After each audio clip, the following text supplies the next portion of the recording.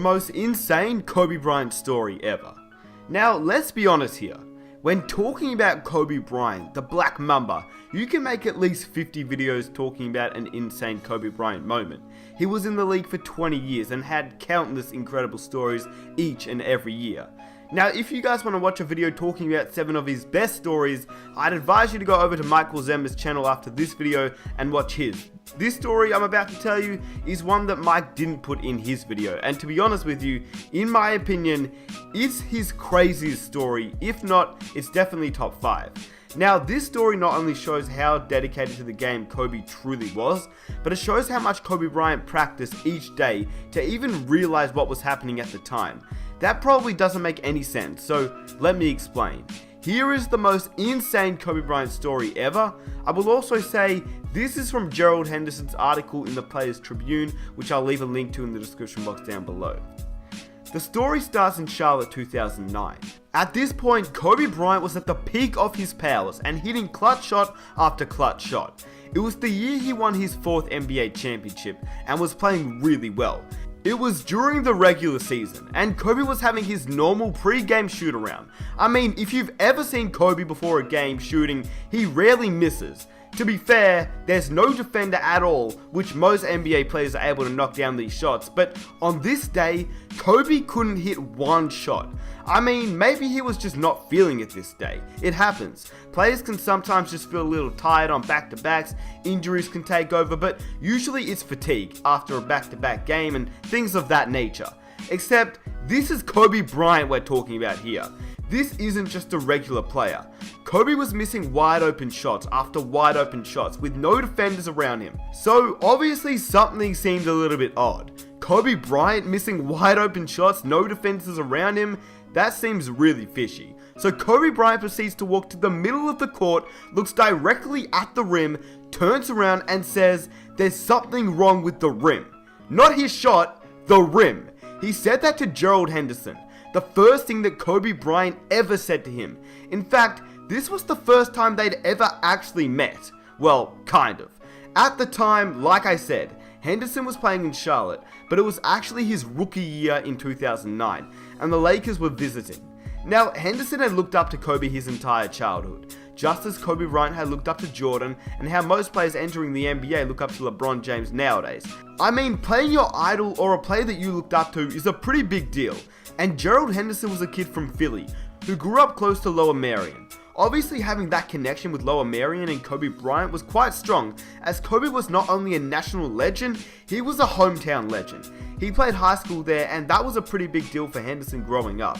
He said that when he was 9 years old, his dad brought him to a high school game where Kobe Bryant dropped 50 points and sat for the 4th quarter. He also said he had visions of Kobe Bryant pulling up from one step inside the half court and draining it, and then walking back on defense with a strut, as if he knew just how good he was. He did. Lower Merion was a small gym, standing room only. Everyone was there to see him. So as you can imagine, Henderson was pretty pumped to be playing Kobe Bryant, the great, the legend, Kobe Black Mamba Bryant. And by 2009, Kobe and him were both NBA players. Anyway, back to the story. Henderson was already shooting around, and there's still about 45 minutes until the tip-off. And in Henderson's own words, he says, "Kobe's on the other end, still shooting, and I'm glancing over at him. Remember, I'm a rookie. I want to see how this guy approaches warm-ups. He's one of the greatest of all time. Maybe I can learn something from him, steal a move or two." I looked up and he had stopped shooting. Kobe was up to something, but it was weird. He was missing more shots than he was making. Honestly, he was missing a lot. All of a sudden, I look up to Kobe and he stopped shooting. He was holding the ball on his hip with one hand and motioning to the sideline with the other. Then all sorts of commotion started. A crew of maintenance guys showed up out of nowhere. It looked like a hockey line maintenance guys rushing on and off the court. Kobe was saying something to them and gesturing, but from where I was standing, I couldn't make out what they were saying. Suddenly, there was a ladder being set up under the basket. Kobe's pointing up at the rim, and the maintenance guys are positioning the ladder. A measuring tape is involved. I said, "What's going on?" Kobe was up to something. I'm standing at half court watching the scene play out, and Kobe starts walking over to me. "Something's wrong with the rim." "Oh yeah?" "We're watching a guy climb up the ladder and tinker with the rim. It's too low. The rim's a quarter of an inch too low. Hold up, I need to interrupt here because do you know how little size that is? 1/4 of an inch. Like what? That's crazy. Anyway, Henderson says, huh? What do you mean?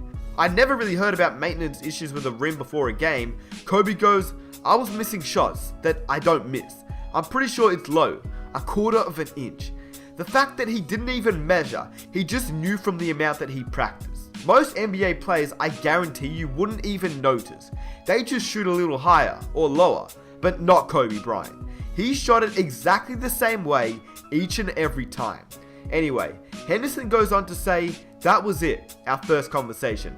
He went back to his shooting routine. 2 things pop into my head. Number 1, man, I can't believe I just had a conversation with Kobe. And Kobe, maybe it's not the rim. Maybe you're just missing shots. Kobe finished the game with 30 points. After the game, I was walking off and I saw one of the maintenance guys, one of the guys who was carrying the ladder onto the court during warm-ups. I had to ask, hey man, what was up with the ring before? Oh, someone notified that it was a little lower than regulation, he added. Don't worry, we adjusted it to 10 feet. Then he told me how much it was off by. I could tell you his answer, but I think you already know what he said. Now, I don't know about you, but that story has got to be one of the most insane stories I've ever heard. Obviously, it's Kobe Bryant, and there are so many to choose from, but this one is definitely my favorite. And I hope you guys enjoyed this video. If you did, I'd really appreciate it if you guys could go ahead, subscribe to the channel if you enjoy this video and you want to watch some more NBA content on the channel. And if you guys want to share this video around, definitely leave a like. That would be amazing. It would show your support so much and I'd really appreciate it. But there's a few things I want to say. The number one thing is just if you guys haven't followed my new Instagram account, we're doing an NBA 2K18 giveaway on there, so be sure to definitely follow that account. Links are in the description box down below. New merchandise is up on the store, so if you want to get some Nick Smith merch, definitely rep your boy. And I'll catch you guys in my next video. Thanks for watching.